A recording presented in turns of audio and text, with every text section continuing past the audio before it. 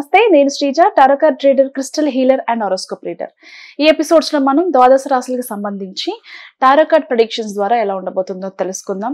అలాగే మీ అందరికీ కూడా దసరా నవరాత్రి శుభాకాంక్షలు.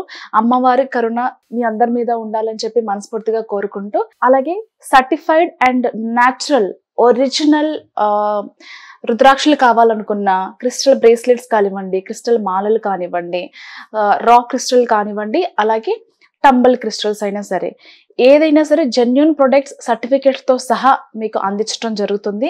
ఎవరికైనా రిక్వైర్మెంట్ ఉంటే గనక స్క్రీన్ మీద కనిపిస్తున్న నెంబర్స్కి కాల్ చేసి రిజిస్ట్రేషన్ చేసుకోవచ్చు. ఈ ప్రెడిక్షన్స్ మనకి అక్టోబర్ 6వ తారీఖు నుంచి 12వ తారీఖు వరకు కూడా వర్తిస్తాయి.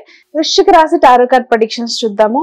వృశ్చిక రాశికి సంబంధించి కెరియర్లో ఎప్పటి నుంచో ఒక మార్పు కావాలి, కెరియర్లో ఎదగాలి, మంచిగా డబ్బు సంపాదించుకోవాలి, ఇప్పుడు వచ్చే ఇన్కమ్ మనకి సరిపోవట్లేదు, చాలా హార్డ్ వర్క్ చేస్తున్నాను, ఎంత కష్టపడాలో అంత కష్టపడుతున్నాను, నా వరకు నేను ది బెస్ట్ చేస్తున్నాను, కానీ వచ్చే ఇన్కమ్ ఏదైతే ఉందో దానికి మించి మనకి ఖర్చులు ఉండడం వల్ల లైఫ్లో కొన్ని ఇబ్బందులు ఫేస్ చేస్తున్నా, ప్రతి నెల అడ్జస్ట్మెంట్స్ చేయాల్సి వస్తుంది, ప్రతి మంత్ క్రెడిట్ కార్డు మీద డిపెండ్ అయ్యి బతకాల్సి వస్తుంది అనుకునే వాళ్ళు కొంచెం డిసప్పాయింట్మెంట్ ఉండే అవకాశం కనిపిస్తుంది. బర్డెన్గా అనిపిస్తుంది. వస్తాయి అనుకున్న అవకాశాలు కావచ్చు, అవుతాయి అనుకున్న సేల్స్ కావచ్చు, లేకపోతే రావాల్సిన అమౌంట్సే కావచ్చు, ఏదైనా సరే కొంచెం ఈ విషయంలో చాలా డిసప్పాయింట్మెంట్స్ ఉండే అవకాశం కనిపిస్తుంది.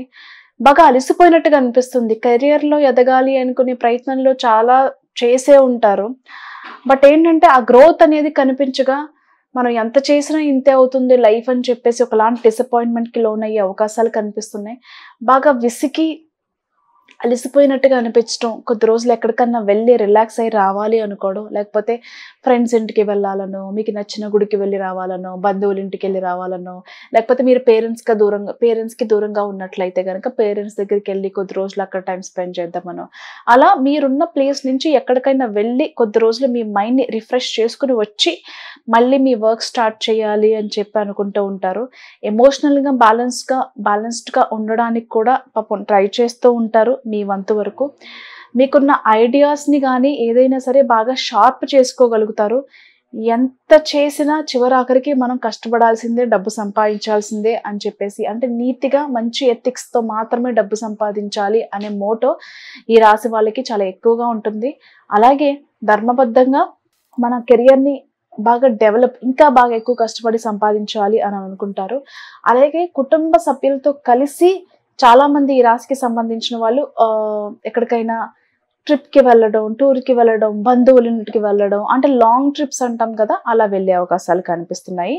అంతేకాకుండా బిజినెస్కి సంబంధించి ఒక అడుగు ముందు వేస్తారు, బట్ జాబ్ పరంగా చూసుకుంటే ఇంతకుముందు చెప్పుకున్నట్టుగా కొన్ని చికాకులు ఉండే అవకాశం కనిపిస్తుంది.